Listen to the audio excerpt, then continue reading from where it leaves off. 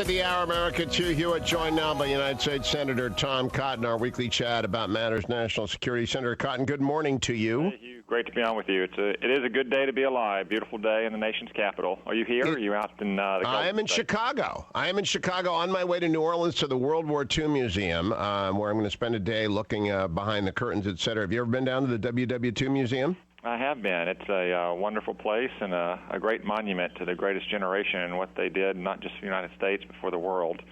For the record, Hugh, I do hear you calling me out on your show in the morning, asking if I'm out running, and yes, I typically am out running. So one of these days, I will run over to your studio and do an interview to demonstrate it. I keep looking on the paths. I was out there all weekend long looking on the paths in Alexandria, and I didn't see any Tom Cotton flashing by, or in the case strolling by, as one calls running. But now that you're a part of the elite Beltway media establishment, I expect you to register and run in the ACLI Capital Challenge next month, where I will be president and defending my title, and you will see me running by you. Defending your title. What title is that? Not for very long. That's the fastest man in Congress, although that's a very low bar to clear. That is, I'm going to say, I'm not going to comment on any particular member of Congress, but some of them are octogenarians. And so if they're out there with their walkers, I'm not really counting that as really winning an evolution at Ranger training. Well, unfortunately, there's also a lot of folks in the military and law enforcement present. So the Navy always, and the Coast Guard always seem to have ringers who ran college track and do the 3-mile run in about 15 minutes. Okay, let me get to the key bit of audio of the day yesterday. Josh Earnest at the White House talking about last week's call between President Obama and President Putin of Russia. The opening. Can you say if President Obama raised the issue of the buzzing of the U.S. warship in the Baltic earlier last week? I asked this specific question, and that did not come up in the call between the two presidents. So, Senator Cotton, it didn't come up. What do you make of that? Hugh, I wish I could say it was surprising that President Obama did not raise with President Putin as the very first and perhaps only issue the buzzing by Russian aircraft of U.S. naval ships in the Baltic Seas, and now over the weekend, the buzzing of U.S. aircraft. But it's not really surprising. It's typical for this president.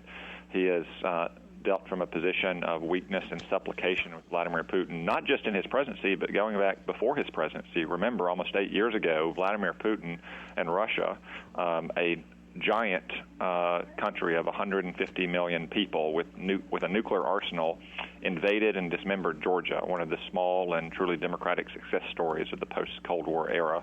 And President Obama, then candidate Obama's response was to call on both sides to exercise restraint, the country that was being invaded as well as the country that was invading.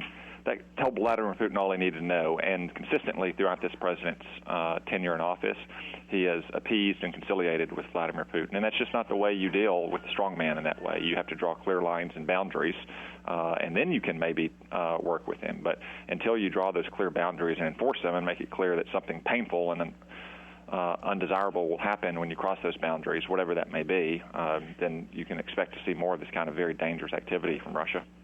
Now, Senator Cotton, I know you're on Armed Services and Intel, not on the Appropriations Committee, but I am wondering, given the world in which we are living, there's this massive explosion in Kabul this morning that left scores dead and hundreds injured, and the Taliban engaging probably still in a running gun battle this morning.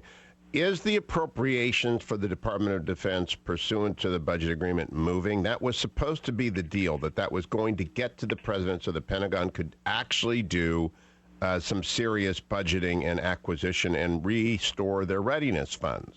Yes, Hugh, that legislation is going to move forward. We'll wait, as we do every year, to pass the National Defense Authorization Act. That's the legislation that the Armed Services Committee passes to authorize all the various programs and policies.